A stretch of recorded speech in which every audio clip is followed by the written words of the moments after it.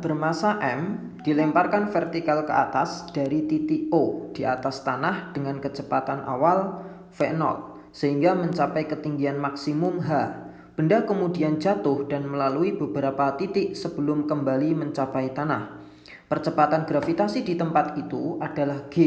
Apabila gesekan udara itu diabaikan, EP dan EK berturut-turut adalah energi potensial dan energi kinetik benda, dan titik P berada pada ketinggian setengah H dari tanah, maka pernyataan yang benar adalah yang mana? Baik, ini misalkan ya, tanahnya di sini. Oke, terus ada benda. Nah, ini dilemparkan dengan kecepatan awal yaitu V0 ya. Kemudian naik ke atas bendanya mencapai titik tertinggi, kemudian jatuh ke bawah ya. Nah, ketika di titik tertinggi itu kecepatan bendanya ini 0 ya, atau tidak punya kecepatan. Oke.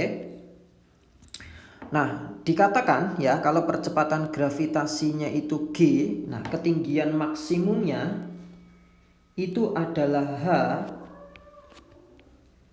Oke. Nah, ditanyakan di titik P yang berada pada ketinggian setengah H, misalkan di sinilah ya. Ini titik P-nya di sini setengah H gitu. Mohon maaf, ini setelah jatuh ya. Ini setengah H di sini. Oke. Di sini adalah setengah H titik P-nya. Setengah H, maka pernyataan yang benar ya terkait dengan energi potensial dan energi kinetiknya itu bagaimana gitu ya. Kita akan analisis nih ya, kita akan analisis pergerakan dari benda ini di awal ketika baru dilempar ya, maka energi kinetiknya akan maksimum. Jadi EK-nya ini akan max, EK max. Sedangkan EP-nya yang akan sama dengan 0 gitu ya. Di titik tertinggi itu kebalikannya, EP-nya yang akan maksimum ya, sedangkan EK-nya yang akan sama dengan 0 karena di titik tertinggi itu tidak punya kecepatan. Oke.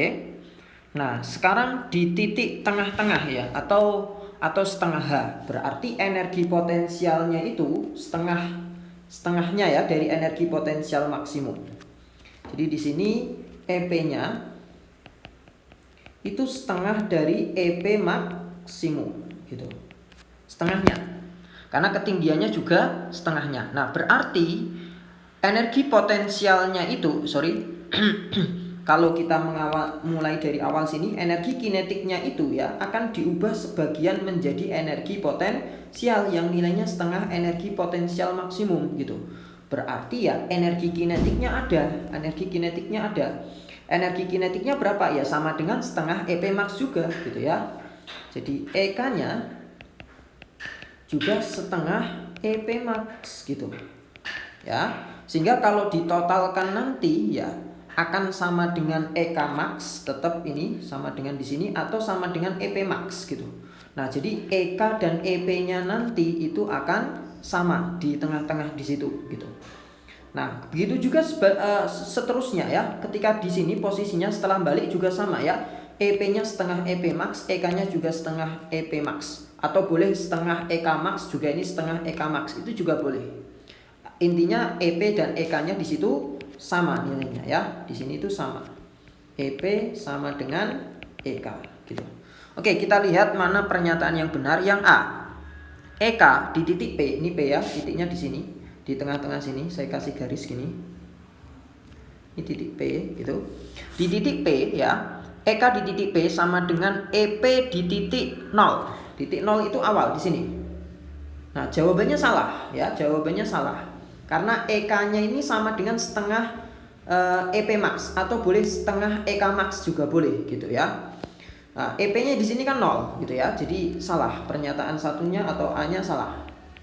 Pernyataan 2, EK di titik P kurang dari EP di titik 0. Nah, di titik 0 itu EP-nya berapa sih? 0 di sini. Sedangkan di titik P ini EK-nya ada nilainya. Jadi kalau EK-nya kurang dari P, EP salah berarti ya. 3 atau C, EK di titik P lebih besar dari EK di titik 0. Oh, ini salah juga. Kenapa? Karena EK di titik 0 itu EK-nya maksimum, sedangkan EK di titik P itu hanya setengahnya. Setengah EP max atau setengah EK max. Jadi salah juga ya yang C. Yang D, EK di titik P sama dengan EK di titik 0 gitu. Nah, ini juga salah ya. Karena harusnya lebih kecil EK di titik P-nya ya. Alasannya masih sama.